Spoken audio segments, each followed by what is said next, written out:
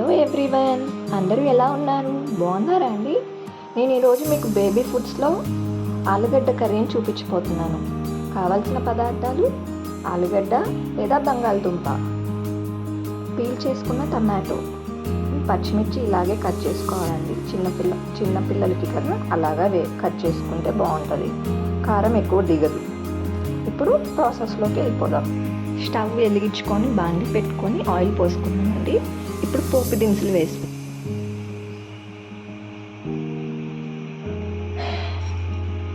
పసుపు,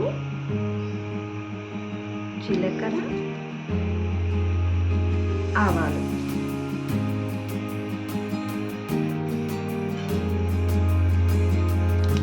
పోపు చిట్టపట అందదండి. మినప్పప్పు వేసుకుంటున్నాను. కరివేపాకు,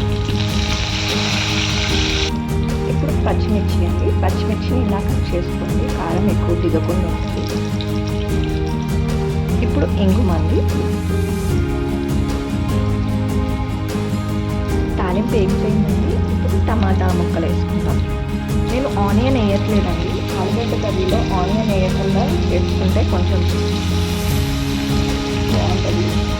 మీకు ఈ ప్రాసెస్ చూపిస్తాను ఆనియన్ వేయకుండా. బేబీ ఫుడ్ అని చెప్పాను కదండి, బేబీ కొన్ని పోసుకోగా ఉండాలనేసి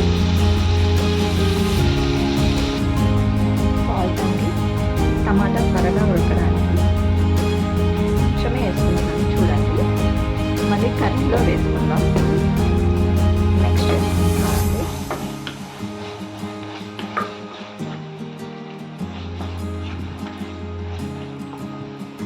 ఇప్పుడు మూత పెట్టుకొని క్లోజ్ చేసుకున్నామండి. ఒక 2 to 3 minutes ఉడకలేదు. ఇది సన్నగా కట్ చేసుకున్న ఎల్లిపాయ అండి. నేను అల్లం వెల్లుల్లి పేస్ట్ వేయట్లే, ఎల్లిపాయ వేసుకుంటున్నాను. ఇప్పుడు ఆలుగడ్డ వెల్లిపాయ 2 వేసేసుకుంటాం. ఇప్పుడు ఆలుగడ్డ వేసుకుందామండి. టమాటా వేగిపోయింది.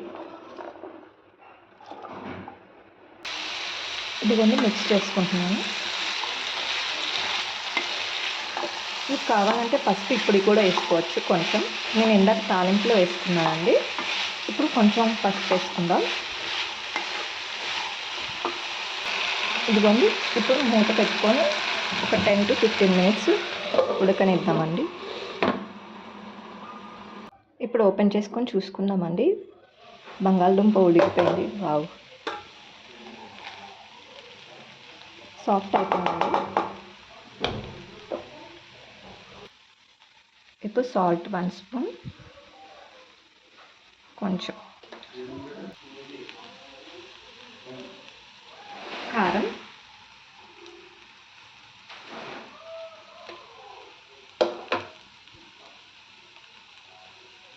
చూసేసుకోవాలండి. నేను 1 స్పూన్ వేసుకున్నాను. కారం వేసుకున్నాం కదండి, మిక్స్ చేసుకుందాం.